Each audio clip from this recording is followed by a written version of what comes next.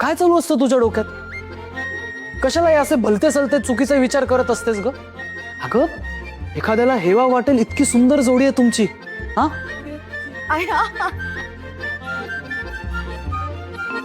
Please असं काही मनात सुद्धा आणू नको, कळलंय? काही डिवोर्स वगैरे घ्यायचा नाहीये तुम्ही, लक्षात घ्या.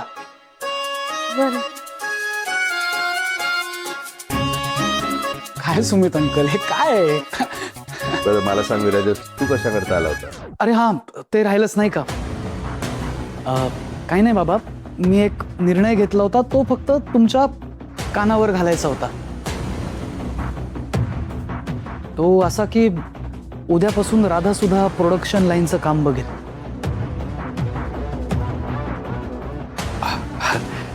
पण ते काम तर मी बघतो ना, मग मी काही दुसरं काम बघायचंय का साहेब? नाही नाही नाही, दुसरं काही नाही बघायचंय. माझी इच्छा ही आहे की तुम्ही दोघांनी मिळून प्रोडक्शन लाईनचं काम बघायचं.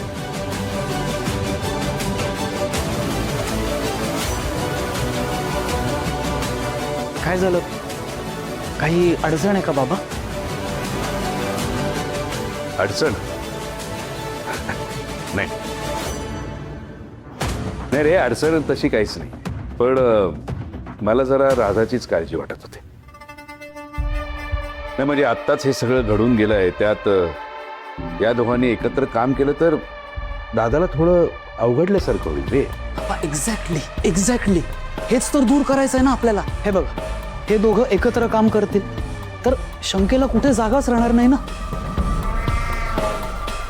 विश्वास वाढेल, यांच्यातले वाद कमी होतील आणि सुमित अंकलचे सुद्धा गैरसमज होणार नाहीत.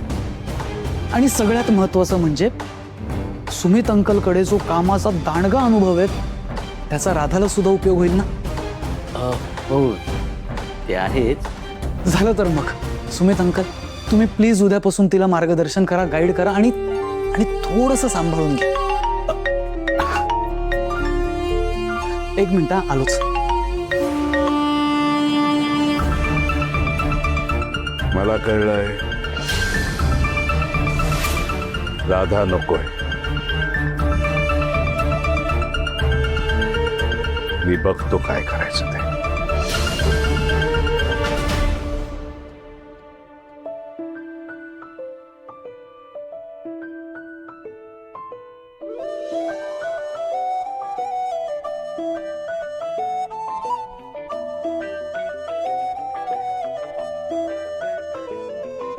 स्वप्न चालून आले बघता बघता.